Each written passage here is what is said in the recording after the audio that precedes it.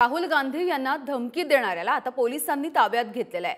गोळी मारण्याची किंवा बॉम्ब उडवण्याची धमकी त्यांना देण्यात आली होती आणि या व्यक्तीला आता नाशिक पोलिसांनी ताब्यात घेतल्याचं कळतंय। धमकी देणारा व्यक्ती हा मानसिक रुग्ण असल्याचं सुद्धा समोर आलंय।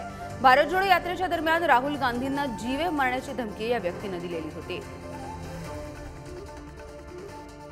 आणि याविषयी बोलूया, शिवाजी काळे आमचे प्रतिनिधी आपल्या सोबत आहेत। शिवाजी, या व्यक्तीची काय नेमकी ओळख पटलेली आहे?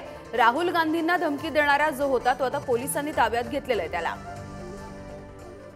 यामिनी राहुल गांधी यांची भारत जोडो न्याय यात्रा सध्या देशभरात सुरू आहे आणि ती शेवटच्या टप्प्यात असताना ती मध्य प्रदेशहून महाराष्ट्रात येणार आहे आणि हा जो संशयित आहे हा महाराष्ट्रातीलच आहे आणि त्याने 12 ते 14 फेब्रुवारी दरम्यान राहुल गांधी यांच्या संदर्भात एका पोलीस स्टेशनमध्ये फोन करून सांगण्यात आलं होतं की मध्य प्रदेशमध्ये राहुल गांधी यांना गोळ्या मारून बॉम्बने उडवून देण्याची देऊ अशी धमकी दिली होती। त्यानंतर या संशयिताला तांत्रिक विश्लेषणाच्या आधारावरती पोलिसांनी ताब्यात घेतलं। मात्र जी माहिती मिळते ती हा जो आरोपी आहे, संशयित आहे, तो मद्यपी आहे आणि मानसिक रुग्ण आहे। मात्र या पाठीमागे कुणी मोठा व्यक्ती आहे का, मोठं संघटन आहे का? कारण राहुल गांधी यांच्या कुटुंबात आतापर्यंत 2 महत्वाच्या व्यक्तींच्या हत्या झालेल्या आहेत। त्यामध्ये इंदिरा गांधी, राजीव गांधी आणि देशाच्या महत्वाच्या पदावरती असताना त्या हत्या झालेल्या आहेत।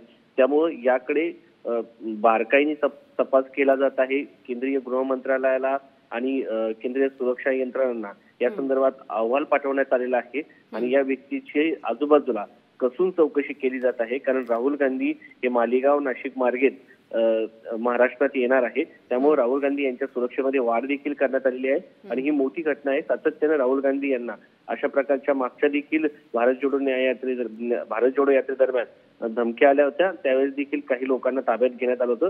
आता पोलीस या संशयिताची बरोबर इतरांची देखील चौकशी करताना पाहायला मिळत आहे। अगदी धन्यवाद शिवाजी या सगळ्या अपडेटसाठी।